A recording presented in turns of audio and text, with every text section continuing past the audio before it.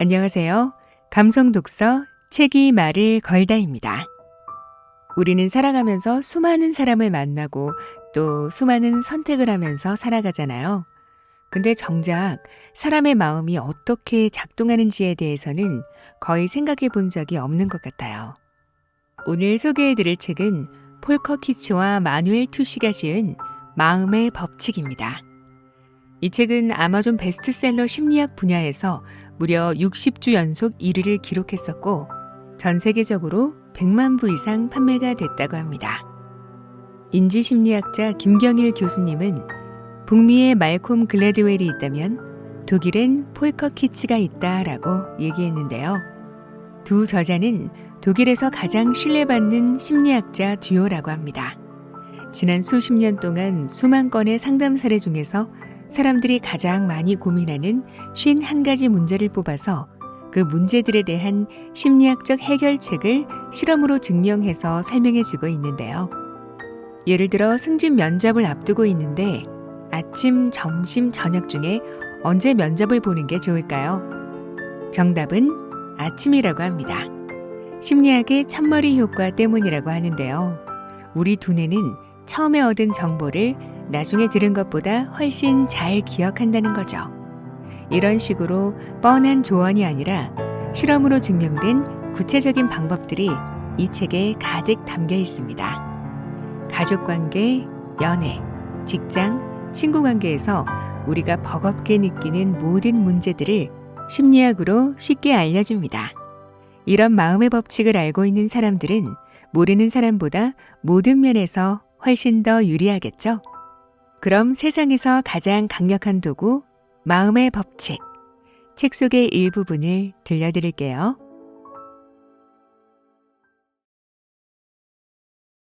하는 일마다 되는 게 없다고 느낄 때.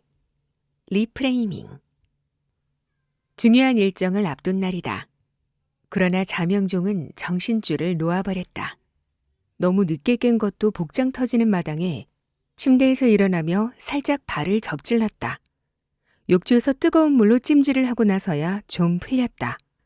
서둘러 집을 나서는데 외투 단추가 떨어져 나간다. 어쩌자고 구두끈마저 풀릴까. 서류 가방을 들고 고개하듯 헐떡이며 달렸으나 바로 코앞에서 버스는 떠나고 말았다. 간신히 회사에 도착했는데 이번엔 승강기가 고장났다. 최고 경영진 회의가 열리는 17층까지 걸어 올라가느라 양쪽 겨드랑이가 땀으로 푹 젖고 말았다. 비슷한 사건과 사고가 저녁까지 실타래처럼 내내 이어졌다. 하루의 마무리라도 잘하고 싶은 마음에 데이트 약속을 다음으로 미루었다. 녹초가 된 머리를 베개에 묻으려 하는 순간 화들짝 놀라 몸서리치며 일어섰다.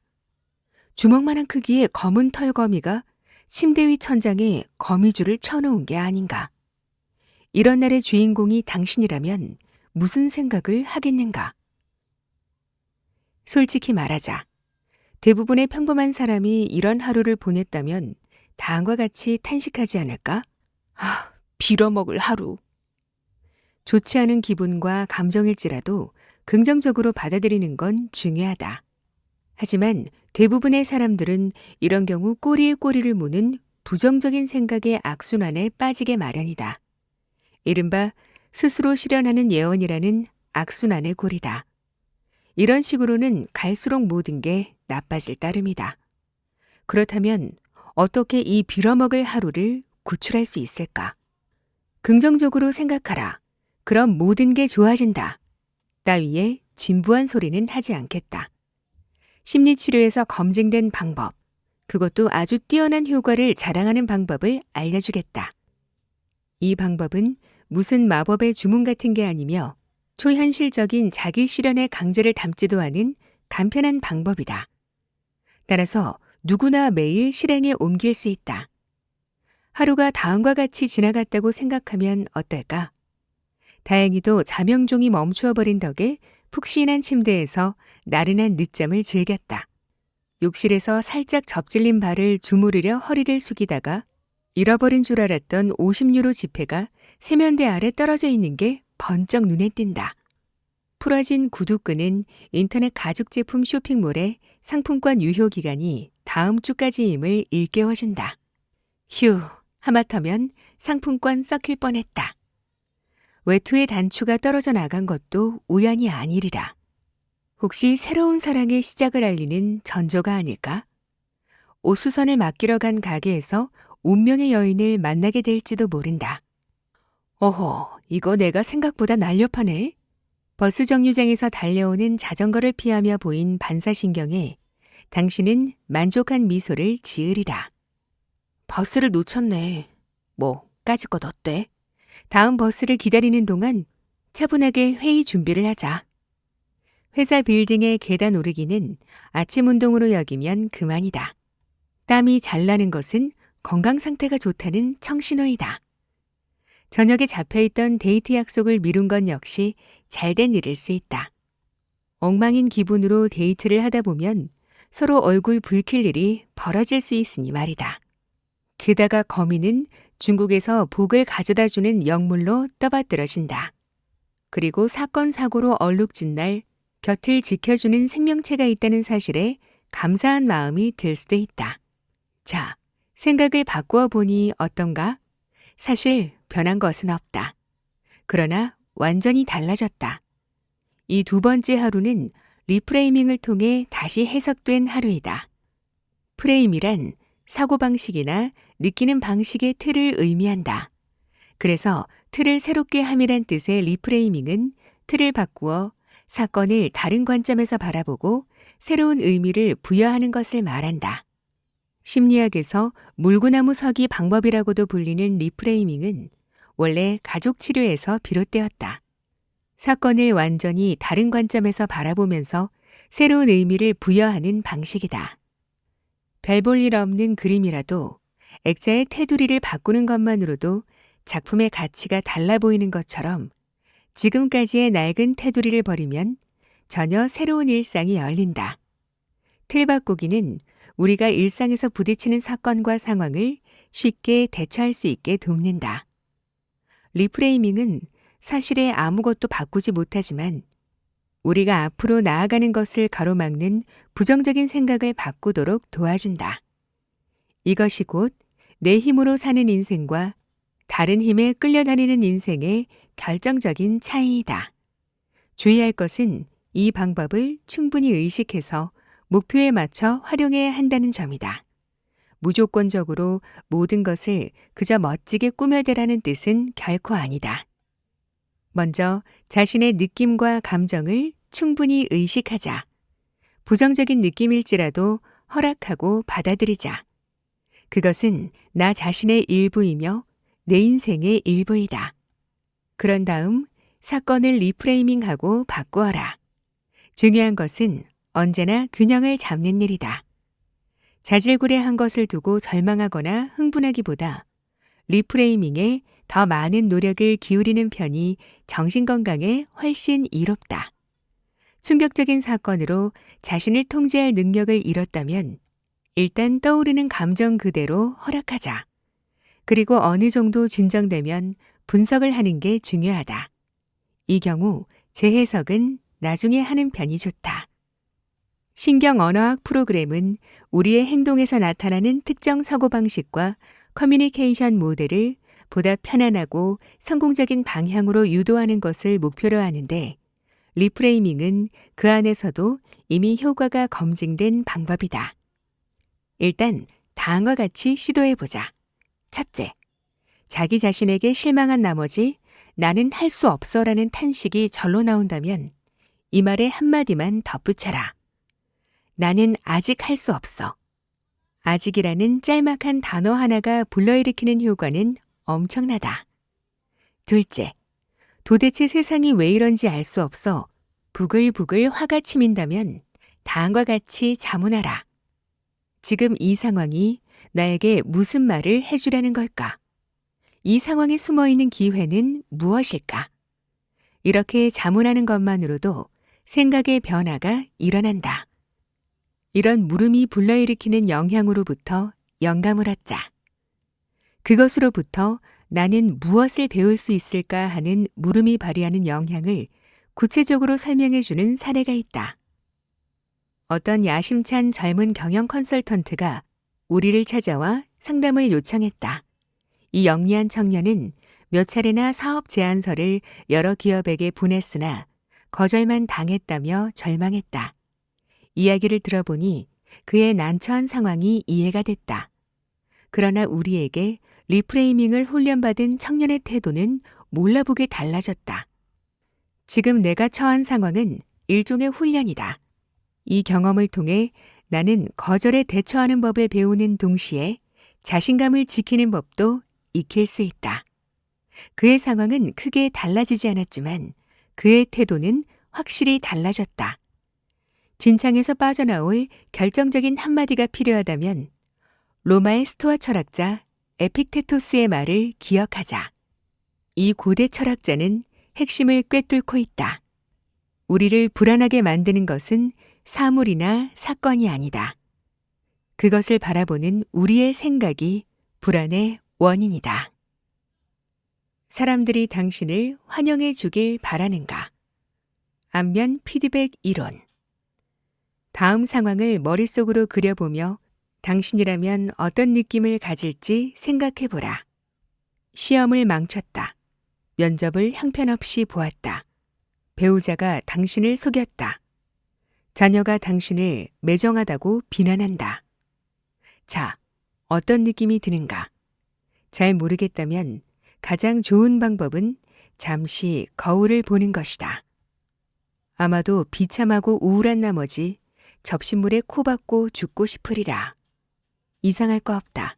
자연스러운 반응이다. 지금부터 싫은 일을 당해도 불쾌한 기색을 보이지 않는 게 이 같은 상황에서 얼마나 큰 도움이 되는지 알려주겠다. 내면에 충실하면서 느낌을 진솔하게 받아들이고 다른 사람을 존중해 주는 것은 자신의 정신건강을 위해 대단히 중요한 일이다. 그럴 수 있는 충분한 준비를 끝냈다면 두 번째 단계는 적극적으로 자신의 감각과 지각을 원하는 방향으로 바꾸어가는 일이다. 그러기 위해서는 먼저 시급히 이 속설부터 지워야 한다.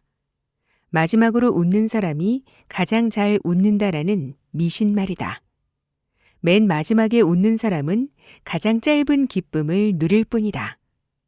우리 인생을 살만한 것으로 만드는 건 바로 기쁨 아닌가? 기쁨이 우리를 돕도록 만드는 게 얼마나 간단한 일인지 확인해 보자. 인생은 그 어떤 꾸밈이나 과정 없이 있는 그대로 받아들여야 한다. 그리고 우리와 더불어 사는 이웃도 있는 그대로 받아들여줘야 한다. 다른 사람을 내 생각대로 바꾼다는 것은 안타깝지만 말이 되지 않는 이야기이다. 대체 언제 당신이 사장을 바꾸었는가? 시어머니가 당신 생각대로 바뀌던가? 아이들이 원하는 대로 고분고분 따라주던가? 차라리 나 자신에게 집중하는 편이 낫다. 다시 말해서 나 자신의 생각과 느낌에 집중하자. 먼저 우리 내면에서 변화가 일어나야 바깥, 곧 다른 사람의 변화를 끌어낼 수 있다. 아침에 기분 좋게 잠자리에서 일어나고 싶은가? 기쁜 마음으로 출근하고 싶은가? 회의에 들어서며 행복함을 느끼고 싶은가? 퇴근하고 집으로 돌아왔을 때 환하게 맞아주는 가족 얼굴이 보고 싶은가? 사람들이 당신을 환영해 주길 바라는가? 주변 사람들과 솔직하고 생동감 넘치는 대화를 나누고 싶은가? 모두에게 존경받고 싶은가? 운명이 때마침 당신에게 얼마나 다채로운 걱정거리를 나누어 줬는가에 따라 이런 생각들은 아마도 조금 사치스러워 보일 수 있다. 그러나 언제나 유념하자. 실제로 당신은 그런 것을 요구할 권리를 가졌다. 기쁨은 참으로 아름다운 기분이다. 가슴이 따뜻해지는 기분 좋은 느낌이랄까? 기쁨의 순간 우리 마음의 모든 욕구는 충족된다. 기쁨은 무언가 만족스러운 일에 일어나는 자발적이고도 자연스러운 감정 반응이다. 그 만족스러운 것은 어떤 일일 수도 있고 사람이기도 하며 생각만 해도 미소가 저절로 떠오르는 추억이기도 하다. 웃음은 기쁨과 만족감을 드러내는 가장 자연스러운 표현이다. 웃음은 특히 다른 사람들과 더불어 있을 때 그 효력을 발휘한다. 심지어 의학은 웃음을 치료의 보조수단으로 사용할 정도이다. 그렇다. 웃음은 건강하다. 과학은 웃음이 많은 질병의 치유 과정에 도움이 됨을 입증했다. 만족감의 상승으로 스트레스가 해소되고 호르몬의 왕성한 분비는 면역 체계를 강화해 질병을 예방한다. 더 나아가 웃음은 혈액순환을 활성화하고 횡격막과 목청, 얼굴과 배 근육 등을 강화한다.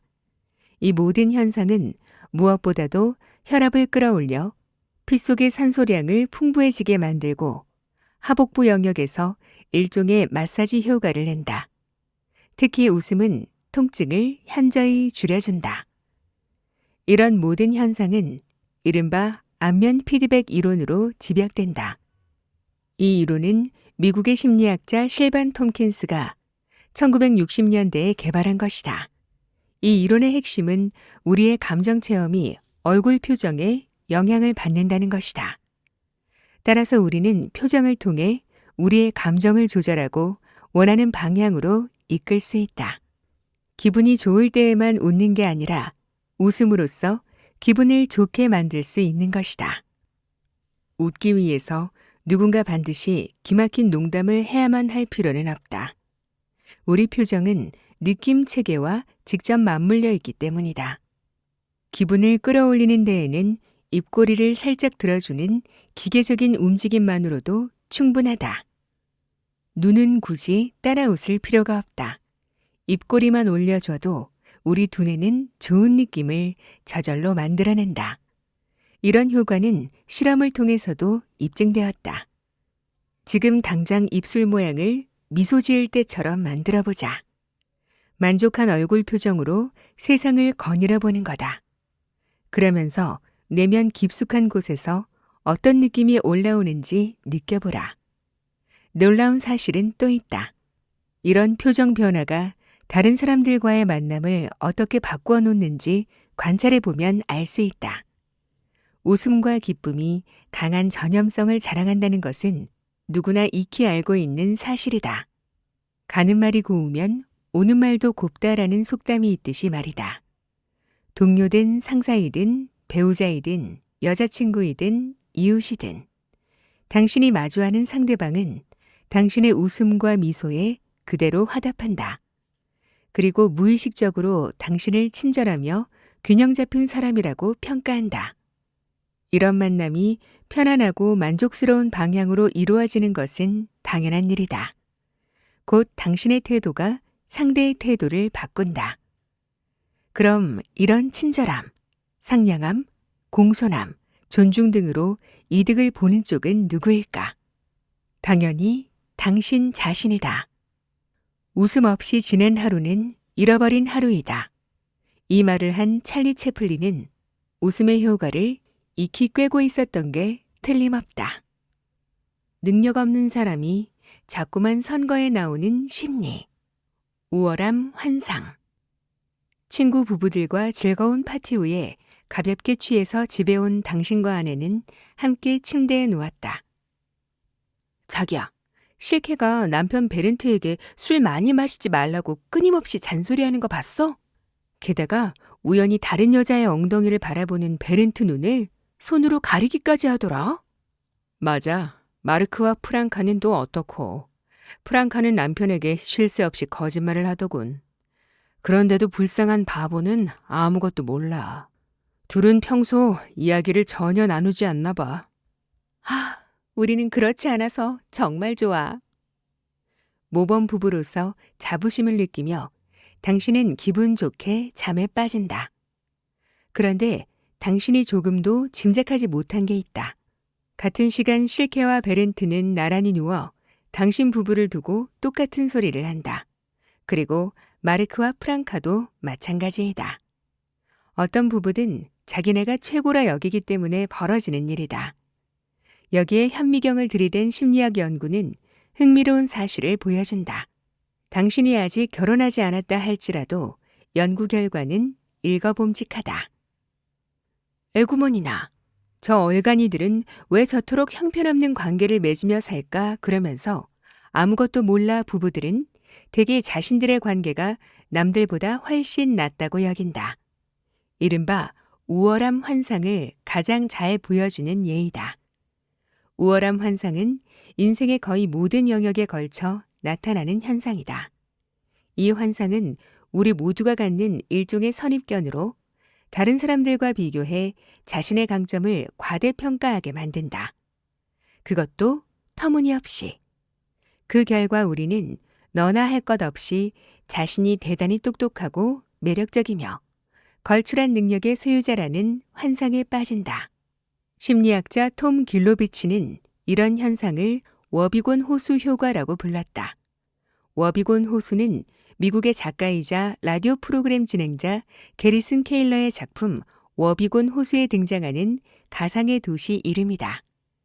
워비곤 호수에서는 모든 남자가 강인하고 여인은 한 명도 빠짐없이 눈부신 미인이고 아이들은 평균을 웃도는 지능을 자랑한다. 물론 이를 입증할 근거는 없다. 다만 스스로 평균 이하라고 생각하는 것은 유쾌하지 않기 때문에 비록 근거가 없을지라도 자신을 평균 이상이라고 단정함으로써 마음의 안정과 평화를 얻으려 하는 인간의 모습을 단편적으로 보여준다. 워비곤 호수 효과에 따르면 대개 사람들은 자신이 남들보다 능력이 뛰어나고 창조적이며 매력적이라고 생각한다. 실제로 직장인 중 80% 정도는 스스로를 평균 이상이라고 여긴다. 심지어 능력이 뛰어나기 때문에 동료보다 연봉도 더 받아야 한다고 생각한다. 대학생과 교수들도 마찬가지이다. 그들을 상대로 자신을 어떻게 평가하는지 물었더니 저마다 자기가 최고라고 답했다. 이처럼 우월함 환상은 인생의 거의 모든 영역에서 관찰된다. 반대로 어렵거나 아주 특별한 일에서는 사정이 완전히 뒤집힌다. 어려운 일을 하라고 하면 애써 자신을 과소평가하며 꽁무니 빼기 바쁘다. 눈이 오면 자신은 운전을 못한다며 남에게 떠넘긴다. 그러면서도 우주선은 조종할 수 있다고 허풍을 떤다. 얼핏 보기에 우월함 환상은 우리 모두에게 도움이 되는 것 같다. 말하자면 긍정적인 자화상을 그림으로써 기분 좋게 지낼 수 있게 돕는다. 실제로 이런 과대망상 덕에 놀라운 성공을 거두는 일이 일어난다. 이른바 자기 충족적 예언의 효과가 일어나고 있는 셈이다. 그러나 근본적으로 우월함 환상은 자신의 가치를 왜곡하는 현상에 지나지 않는다. 심지어 자신에게 심각한 피해를 입힐 수도 있다. 통계를 보면 사고가 일어나는 주된 원인은 운전자가 자신의 실력이 최고라고 자부하기 때문이라고 한다. 언제라도 상황을 자신이 통제할 수 있다고 믿는 탓에 어처구니 없는 실수가 벌어진다. 이런 태도는 위험한 추월을 서슴지 않게 만들고 빙판길에서조차 엑셀을 밟게 한다. 자전거를 타는 사람이나 행인도 마찬가지이다. 빨간 신호등을 무시하고 무단 횡단을 하는 아찔한 상황을 보라. 독일에서만 매일 거리에서 약 12명의 사람이 목숨을 잃는다. 그들은 대부분 죽음 직전까지 자신이 모든 걸 확실하게 통제하고 있다고 생각했을 것이다. 거의 하루도 빠지지 않고 살인 사건이 일어나는 이유도 크게 다르지 않다. 그런 범행은 중벌을 받는다는 걸 알고 있음에도 왜 살인을 할까? 이유는 간단하다. 자신은 범행을 해도 잡히지 않을 거라고 굳게 믿기 때문이다. 그러나 우월함 환상은 처벌의 충격 효과를 비웃는 셈이다. 여러 영역들에서 벌어지는 어리석은 행동들의 원인도 마찬가지이다. 예컨대 경제든 정치든 별 자질이 없는 사람이 조직의 대표가 되고자 안간힘을 쓰는 바탕에는 우월함 환상이 숨어 있다. 금융시장에서 어이없는 결정으로 막대한 액수의 돈을 날려버리는 모습을 종종 본다. 언론들은 보통 탐욕이 시장을 초토화시켰다고 표현하지만 실은 터무니없는 자신감이 문제다. 회사가 직원들에게 주는 연봉을 국가 비밀쯤으로 취급하게 만드는 원인도 우월함 환상이다. 연봉이 합리적인 수준이라면 투명하게 공개하는 게 직장 내 분위기를 좋게 끌어올리는 데 도움이 될 텐데 왜 한사코 숨기려 들까? 다음과 같은 상황을 상상해 보라. 이제 갓 10살 먹은 쌍둥이 형제에게 아빠가 용돈을 차별해서 주며 절대 서로 이야기하지 말라고 한다. 아빠가 용돈을 주면서 그게 얼마인지 너한테 말하지 말랬어. 이 쌍둥이 형제에게 무슨 일이 일어날 거라고 예상하는가? 기업도 마찬가지이다. 우리는 비밀이 있는 곳에는 뭔가 부당한 게 있다고 믿는다. 그런데 기업이 연봉을 공개한다고 가정해보자. 직원이라면 누구나 자신의 연봉 수준이 상위에 있기를 바란다. 자신의 능력과 업적, 그리고 가치를 높게 평가한다. 하긴 누가 평균이나 그 이하의 수준을 바랄까? 이처럼 누구도 평균 연봉을 받고 싶어 하지 않기 때문에 기업은 연봉을 차라리 비밀에 붙이는 편을 택한다. 우리가 자신을 과대평가하는 탓에 법정에서 많은 시간과 돈을 허비하는 일도 벌어진다. 재판은 대개 처음부터 법적 책임이 누구에게 있는지 분명하게 드러난다. 그래서 양심 있는 변호사는 해봐야 지는 재판이라며 의뢰인에게 포기를 권하기도 한다. 그러나 변호사의 이런 충고에 귀를 기울이는 의뢰인은 거의 없다. 법을 잘 모르면서도 자신이 옳다고 굳건히 믿는 사람은 누구도 막지 못한다. 평소 다음과 같이 자문하는 습관을 들이자. 혹시 지금 나는 우월함 환상에 빠진 게 아닐까? 이런 물음은 사람의 목숨을 구하거나 우리의 지갑을 지켜줄 수 있다. 더 나아가 우월함 환상을 염두에 둔다면 다른 사람들의 행동과 반응을 더욱 잘 이해할 수 있다. 만약 나는 과대망상에 전혀 시달리지 않아 라고 말하는 독자가 있다면 이른바 바이어스 블라인드 스팟에 주목하자.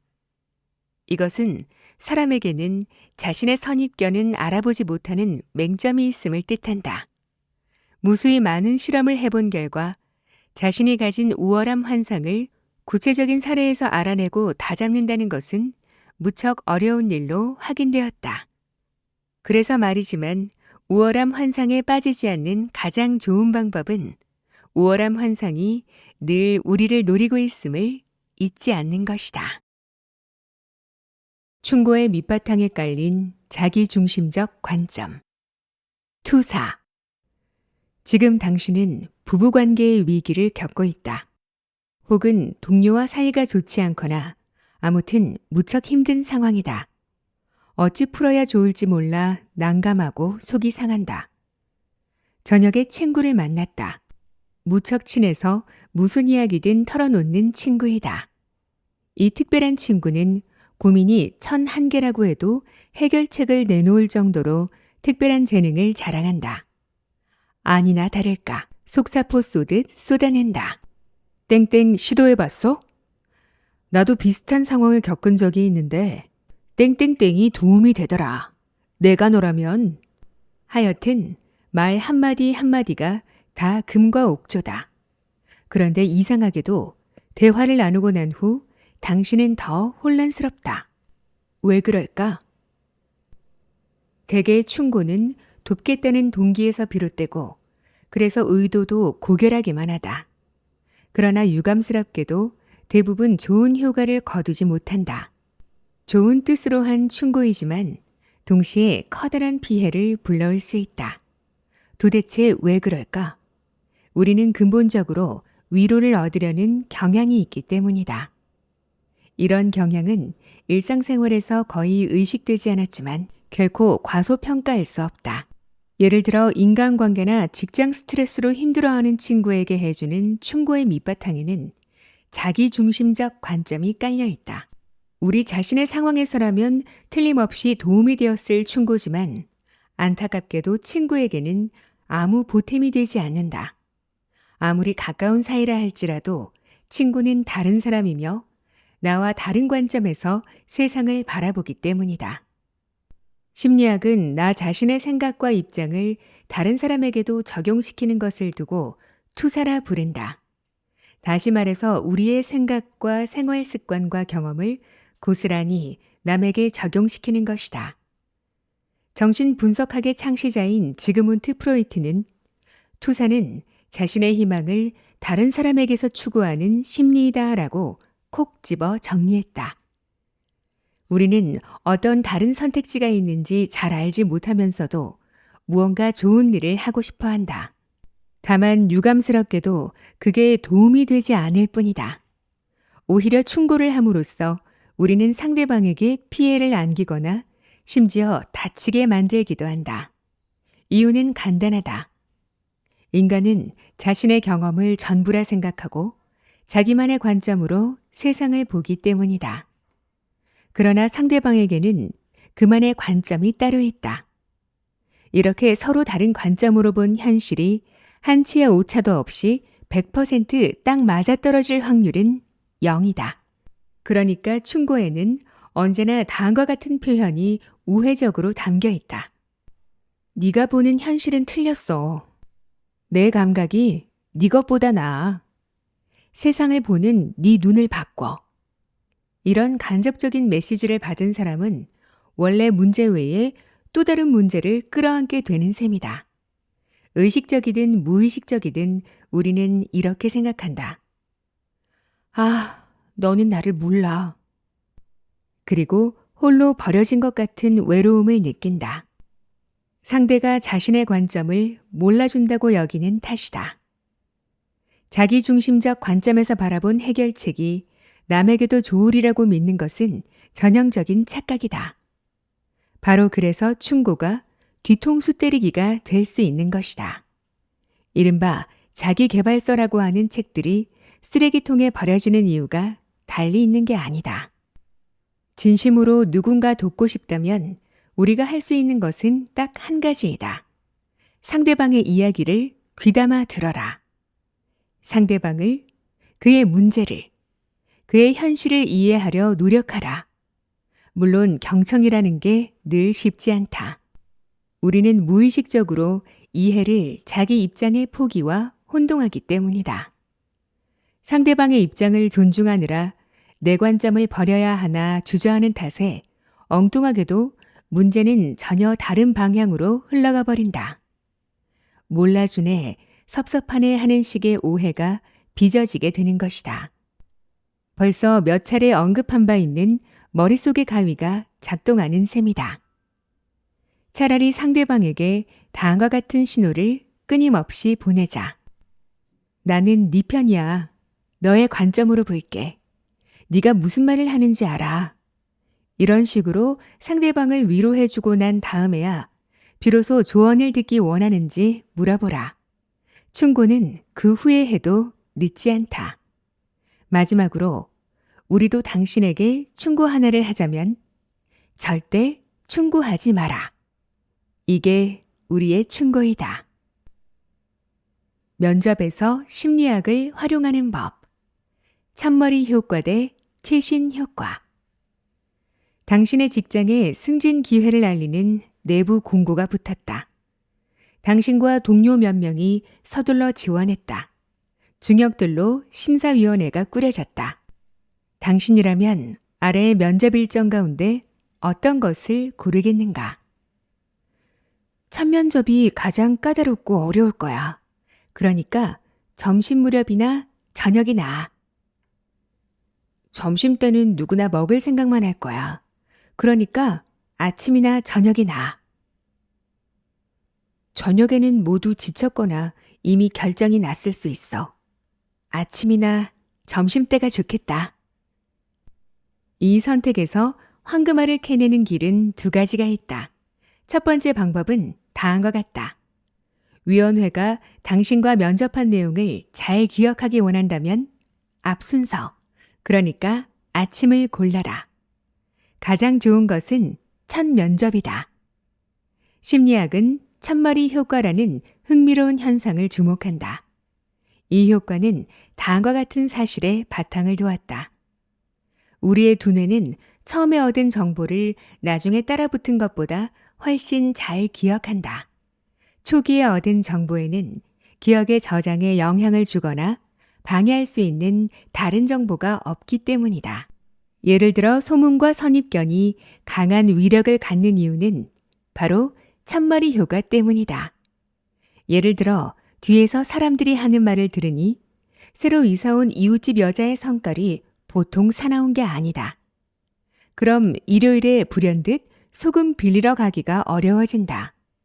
사실 이웃집 여자는 아주 상냥하고 친절함에도 말이다. 이유는 간단하다. 여러 좋은 인상에도 처음 들은 정보가 굳건히 자리를 지키기 때문이다. 처음과는 상반된 새로운 정보가 들어와도 첫 번째 정보는 우리의 기억 속에 굳건히 뿌리를 내리고 요동하지 않는다. 이른바 첫인상이라는 게 강력한 이유가 달리 있는 게 아니다. 첫인상은 우리의 뇌리에 확실하게 찍히고 우리 뇌는 첫 정보와 비슷한 정보를 기억하길 좋아한다. 물론 아침잠이 많거나 1번 타자로 나서는 게 두려운 사람도 있을 수 있다. 잠이 덜 깨 몽롱해 보이는 첫인상을 남긴다면 오히려 곤란하다. 그럴 때는 두 번째 방법을 택하자. 첫머리 효과와 대립상을 이루는 것으로 최근 효과가 있다. 여기서 최근이란 가장 최신의 것, 곧 맨 마지막에 얻은 정보를 뜻한다. 그러니까 가장 최근에 얻은 정보를 중요하게 여기는 게 최근 효과이다. 이런 정보는 다른 게 더 쉬워지지 않기 때문에 기억에 오래 남는다. 이런 효과를 기대한다면 위원들이 지쳤다 할지라도 가장 늦은 시간, 곧 저녁 때를 고르는 게 좋다. 최근 효과는 무엇보다도 구매 심리를 이용한 쇼핑 마케팅에서 즐겨 써먹는 수법이다. 다른 것보다 3배나 비싼 립스틱을 구매하기 망설일 때 점원이 뭐라고 하던가. 흔히 다음과 같은 이야기를 들으리라. 물론 좀 비싸기는 해요. 그러나 10배는 더 오래 쓰실 수 있어요. 또는 이런 주장도 한다. 조금 더 투자하는 것으로 환경보호에 확실히 일조하시는 거예요. 그러니까 점원은 망설이는 당신의 뇌가 확신을 가질 결정타를 마지막 정보로 날린 것이다. 두 가지 효과는 서로 탁월하게 보충해주는 위력을 발휘한다. 그래서 우리는 첫머리 최근 효과라고 종합해서 부르기도 한다. 첫인상은 물론이고 마지막 인상도 좋게 심어줄 때 당신은 가장 많은 것을 이끌어낼 수 있다.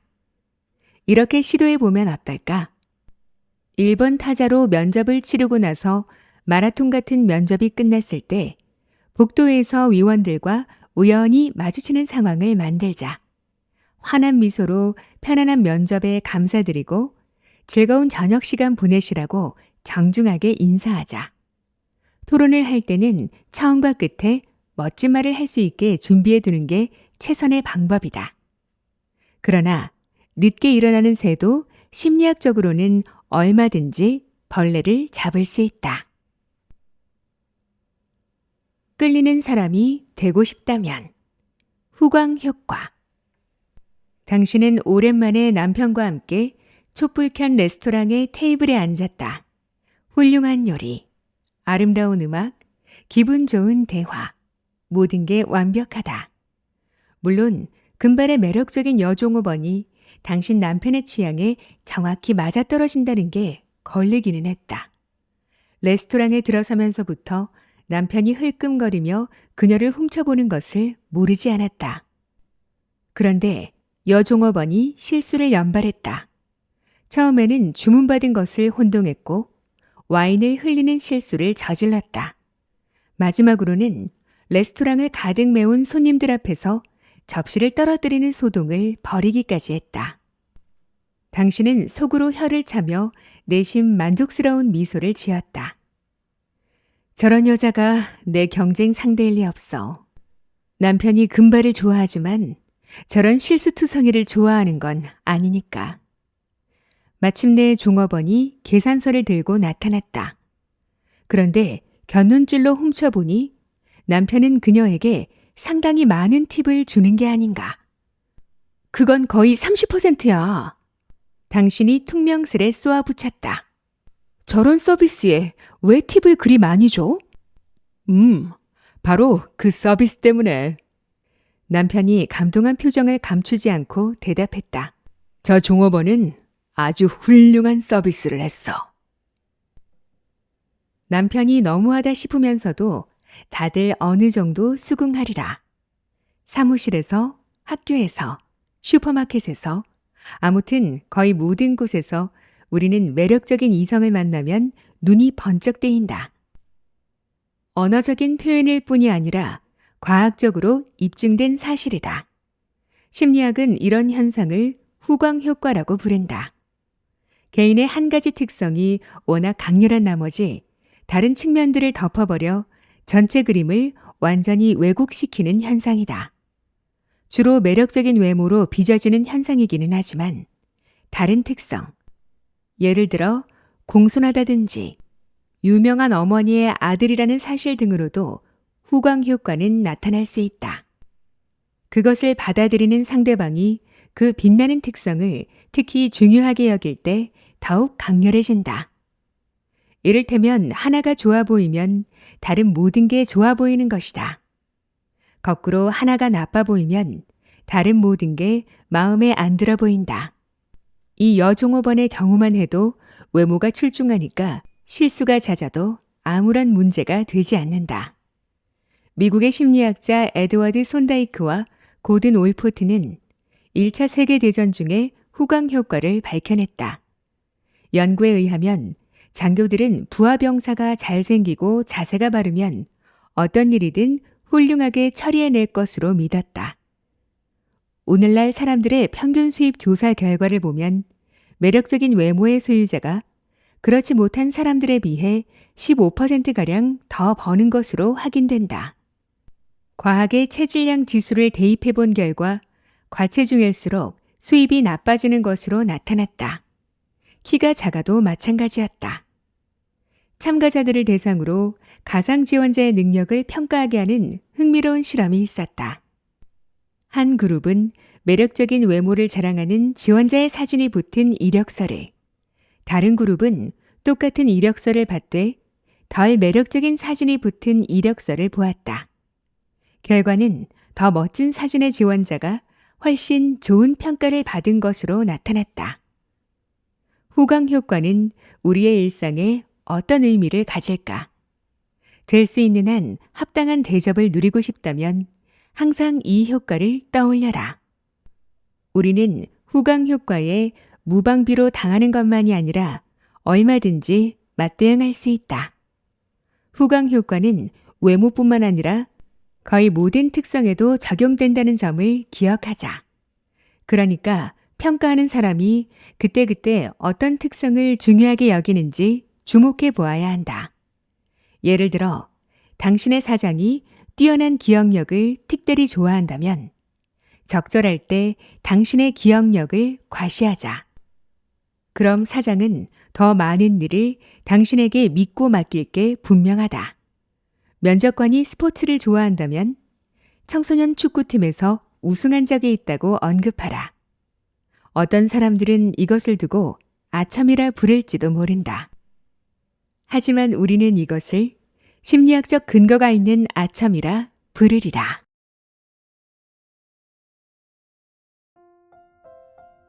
오늘 들려드린 마음의 법칙 어떠셨나요? 이 책을 읽으면서 저는 계속 아하 하고 감탄했는데요. 아, 그래서 그랬구나. 그래서 내가 그때 그렇게 행동했었구나 하고요. 우리는 보통 웃으면 복이 온다 이런 말 많이 하잖아요. 그냥 흔히 하는 말이다 생각하고 마는데 안면 피드백 이론으로 우리의 감정이 얼굴 표정에 영향을 받는다는 걸 밝혀낸 거예요. 표정이 감정을 만들어낸다니 정말 놀랍지 않으세요? 기분을 끌어올리는 데에는 입꼬리만 살짝 올려줘도 우리 두뇌는 좋은 느낌을 저절로 만들어낸다고 해요. 그래서 힘들 때 억지로라도 웃어보는 게 정말 도움이 된다는 거죠. 그리고 대부분의 사람들은 자신이 남들보다 능력이 뛰어나고 창조적이며 매력적이라고 착각한다는 워비곤 호수 효과도 재밌었어요. 실제로 직장인 중에 상당수가 스스로를 평균 이상이라 여기고 동료보다 연봉도 더 받아야 한다고 생각한다고 합니다. 이런 우월함의 환상에 빠지지 않는 가장 좋은 방법은요, 평상시에 늘 자문해 보는 거라고 해요. 혹시 지금 나는 우월함 환상에 빠진 게 아닐까 하고 말이죠. 저는 이 책을 읽으면서 마음의 법칙을 알고 있으면 삶이 정말 달라질 수 있겠구나 싶었습니다. 힘들 때 억지로라도 웃어보고 어려운 상황을 성장의 기회로 바라보는 거죠. 여러분도 이 책을 통해서 일, 사랑, 관계가 한결 편해지는 경험을 해보셨으면 좋겠습니다. 오늘도 끝까지 함께해 주셔서 감사합니다. 그럼 저는 또 좋은 책으로 찾아뵐게요.